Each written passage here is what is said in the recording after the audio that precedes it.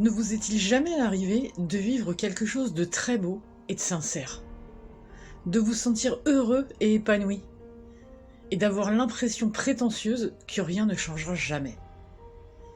J'espère pour vous que la réponse est oui. J'ai dit prétentieuse parce que la vie elle-même est vouée au changement et à l'évolution.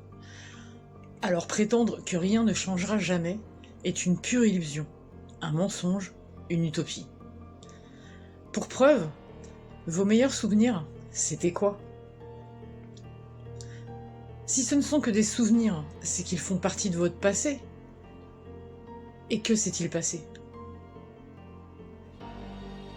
On vit tous des instants magiques, des périodes où tout nous réussit, des moments où l'on se sent intouchable. Et puis un jour, souvent brutalement, tout s'écroule.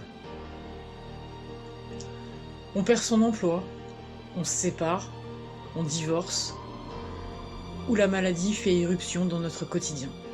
Et là, on ne comprend pas. On se dit, mais qu'est-ce que j'ai fait de mal? Pourquoi ça n'a pas marché? Pourquoi moi? Pourquoi ça m'arrive encore? Pourquoi? Résultat, ce sont les doutes et l'incompréhension qui viennent remplacer tout ce que l'on trouvait de beau. On se sent minable et l'on cherche désespérément ce que l'on a fait de travers. On repense aux mots de trop que l'on a prononcés ou à ceux que l'on n'a jamais dit. On aurait peut-être pu faire mieux ou peut-être pu faire plus. Ouais, mais il est trop tard et l'on ne peut plus rien changer. Je pense que l'on a tous vécu quelque chose comme ça. Mais pourquoi s'en vouloir? La culpabilité ne sert à rien. Au contraire, elle nous dessert, elle nous rabaisse. La seule chose à faire, c'est d'apprendre de sa propre histoire et d'en tirer des leçons. Mais c'est vrai, c'est beaucoup plus facile à dire qu'à faire. Et comme l'être humain a une fâcheuse tendance à toujours choisir la facilité, bien souvent, il commence par chercher un coupable. Ce n'est jamais de notre faute, c'est bien connu. Et puis on commence à regretter. Si je ne l'avais pas rencontré, je n'en serais pas là. Si je n'avais pas été là ce jour-là, si seulement j'avais consulté un médecin plus tôt, et si. Et si quoi?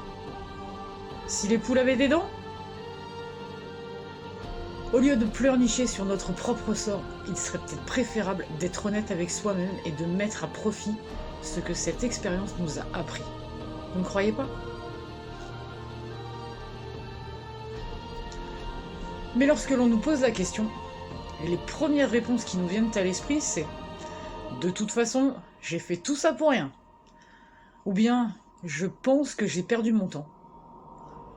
On maudit le jour où l'on a rencontré l'autre, on maudit cette fameuse conversation qui a bouleversé notre vie, et on voudrait tout effacer, tout recommencer. Mais ce serait une énorme erreur. Pourquoi? Tout simplement parce que tant qu'on n'aura pas compris la leçon, l'épreuve se représentera. Vous avez raté votre bac? Eh bien, revenez vous présenter l'année prochaine. Ne pas comprendre, c'est aussi et surtout ne rien apprendre. Imaginez une leçon écrite sur un tableau que le professeur efface avant même que vous ayez fini de lire. Vous n'aurez rien compris et rien appris. Eh bien, je crois que dans la vie, c'est pareil. Chaque étape, chaque épreuve est une leçon. Pour la comprendre, l'apprendre et être capable de l'appliquer, il faut déjà la lire jusqu'au bout. Même si la fin ne nous plaît pas. Surtout si la fin ne nous plaît pas. Qu'est-ce que j'entends par lire jusqu'au bout? Analyser. Tout reprendre au début. Et oui, c'est difficile. Bien sûr que c'est difficile. Mais à force d'analyse, on se rend compte que chaque pas effectué nous a amenés vers autre chose. On réalise que malgré la tristesse, la douleur ou la rancœur que l'on éprouve à la fin, on a aussi vécu et partagé des choses sublimes. À ce stade, on a deux solutions. La première, et aussi la plus facile, consiste à continuer de pleurer, tomber dans la dépression et ne plus jamais avancer en répétant à qui veut bien l'entendre que c'est à cause de ça, à cause de lui ou à cause d'elle, mais surtout pas de soi-même. Quant à la deuxième, elle consiste à tirer le meilleur parti de l'expérience, à apprendre de ses propres erreurs et à continuer d'avancer. Mais sous prétexte que l'on choisit la deuxième solution, qui est effectivement la plus difficile, on croit que tout va s'arranger. On imagine qu'après avoir réussi à traverser cette épreuve, la vie ne sera plus qu'une part de gâteau au chocolat. Encore une erreur. Une erreur parce que l'on a peur. On a peur de faire le pas suivant. On a peur de reproduire nos erreurs, peur d'échouer. Alors on attend que les jours passent, en se trouvant des excuses. On connaît tous la phrase « ne pas remettre à demain ce que l'on peut faire le jour même ». Eh bien moi je dirais plutôt « ne jamais enfouir ses projets ou ses envies, sous aucun prétexte ». Au contraire, il faut arrêter de se trouver des excuses. « Je n'y arriverai pas, j'en ai pas les moyens ». C'est faux, complètement faux. Et puis il y a aussi la peur du regard des autres. Qu'est-ce que va penser ma famille? Qu'est-ce que vont dire mes amis? Et encore des excuses. Si nous étions aussi déterminés à trouver des solutions qu'à se trouver des excuses, on serait capable de soulever des montagnes. Michel Sardou disait dans une chanson « Alors on triche avec son corps et l'on se ment jusqu'à la mort. » Comme s'il pouvait nous arriver d'être et ne pas avoir été. Je vous laisse méditer. Mais je pense qu'il faut arrêter de se mentir à soi-même et utiliser notre passé pour continuer d'avancer. C'est notre vécu qui fait de nous ce que nous sommes aujourd'hui. Ce qui ne nous tue pas nous rend plus forts. Vous connaissez cette phrase, et c'est la vérité. La vie est bien trop courte pour se laisser briser. Il faut faire de ses faiblesses une force, transformer ses blessures en atouts. Tout le monde est capable de tout, à l'unique condition de s'en donner les moyens.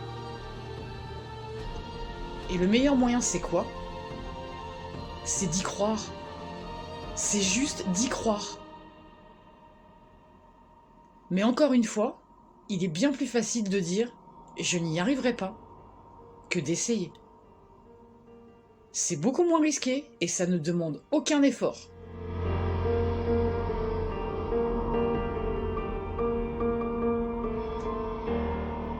Mais les projets non concrets ne sont pas des projets. Ce ne sont que des rêves et ce n'est pas la même chose. Alors oui, il faut croire en ses rêves. Mais il faut surtout les concrétiser et en faire de vrais projets de vie. Parce qu'il est vrai que le meilleur moyen de ne pas se planter, c'est de ne pas essayer. Mais c'est aussi ne rien apprendre, ne pas évoluer et ne pas avancer. Et c'est surtout se réveiller 20 ans plus tard avec des regrets.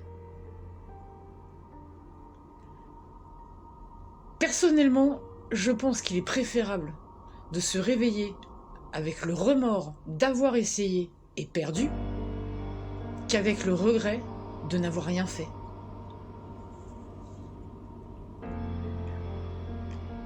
L'un comme l'autre, c'est tout aussi douloureux.